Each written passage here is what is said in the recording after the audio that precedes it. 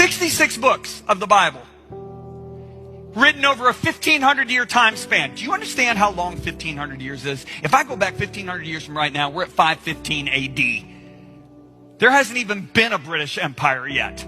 That's a long time ago. Okay? 1,500 years. 66 books are written by over 40 writers from 3 different continents in 3 different languages.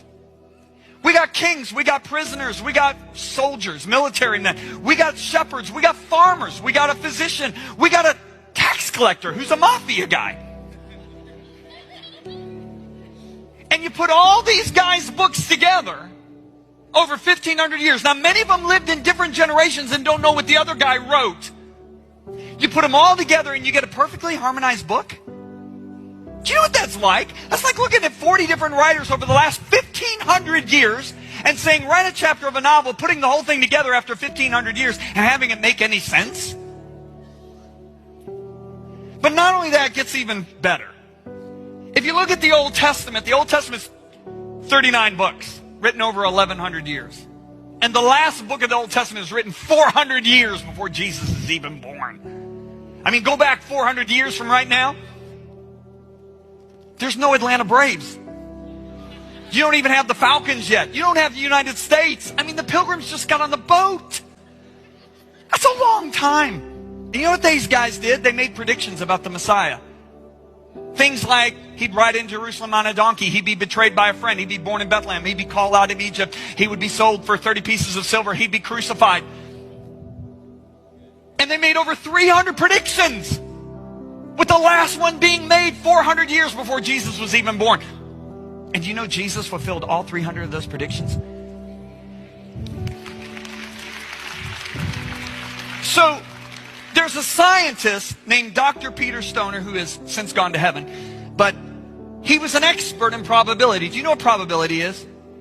If I have a 5-gallon paint bucket and I have 9 white tennis balls and I have 1 yellow tennis ball and I shake them all up and I blindfold somebody and I say reach in and grab 1 ball, the chance of picking out that 1 yellow tennis ball is 1 in 10. Well, he's an expert in this. So Dr. Stoner wants to know, what is the probability that anybody can fulfill these prophecies? So he doesn't do the work himself. He employs 600 science students from 12 different classes. And they spent years of research. Not years, they spent months of research. The National American Scientific Council reviewed their work and said not only was their work accurate, but it was conservative.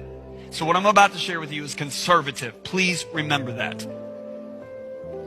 So they said, all right, what are the chances that any human being in the world, from the time of the birth of Christ until the end of the second millennium, 2,000 years, could fulfill just 8 of the prophecies? So here's the 8 prophecies they chose. Christ to be born in Bethlehem. That's Micah wrote that. Christ to be preceded by a messenger. Isaiah and Malachi in different generations wrote that. Christ to enter Jerusalem on a donkey. Zechariah in a totally different generation wrote that. Christ to be betrayed by a friend. The psalmist in a completely different generation wrote that. And there's the rest of the 8. They took those 8 prophecies, said, what's the chance any human being over 2,000 years could fulfill those 8 prophecies? You know what after all their calculations, you know what the chances are? 1 in 10 to the 17th power. Now what in the world is that? 10 to the 17th is a 1 with 17 zeros behind it. I don't even know how to say that number. And I have an engineering degree. Okay, but I can illustrate that number.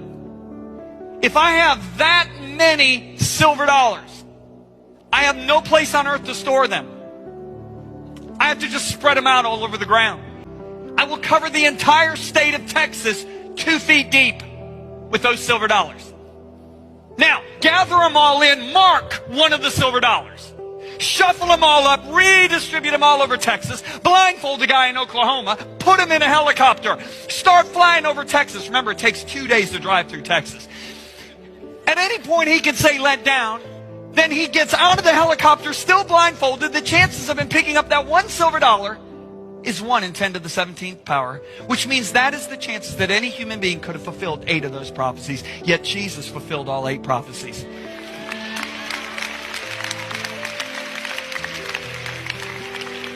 So Dr. Stoner said, what about 16 prophecies? So they do all these hours of calculation, he and the 600 science students. And they say that the chances that any human being could have fulfilled 16 prophecies is 1 in 10 to the 45th power. That's a 1 with 45 zeros behind it. Don't even ask me to write that number down. Now, if I have that many silver dollars, I can't store them on the earth. It's too many. I got to make a big ball of silver dollars. I got to make a sphere of them, okay? You know how big this sphere would be? The diameter of that sphere would be 60 times the distance of the earth to the sun. If you want mileage, it's 5.5 billion miles. Now, mark one of those silver dollars. Shuffle them all up. Blindfold the guy, put him in a jet plane. It will take 400 years nonstop flight just to fly around the ball. At any point, he can say, let down. Now remember, he might have to dig 2.75 billion miles into the center because the marked one might be in the center. But the chances of him picking up that one silver dollar is 1 in 10 to the 45th power. That is the chances that any human being could have fulfilled 16 of the prophecies. Yet Jesus fulfilled all 16. So can I blow your mind? Can I really blow your mind one more time? Can I blow it? So Dr. Stoner said, what about 48 prophecies?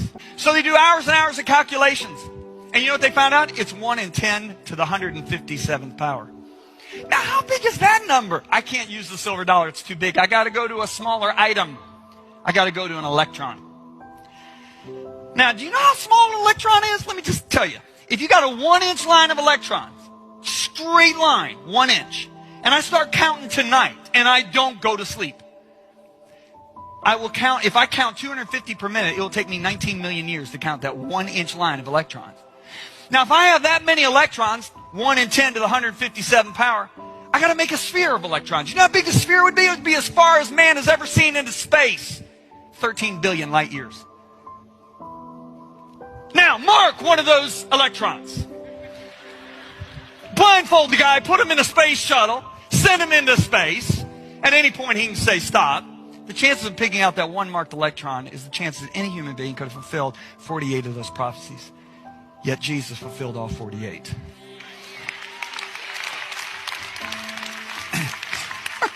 So can we review here? Can we review? Okay, we got 39 books written over 1,100 years by all these guys. Many of them don't even live in the same generation. They make these predictions about the Messiah, with the last one being 400 years before he was even born. And Jesus fulfills all 300? And you tell me the Bible doesn't apply to today?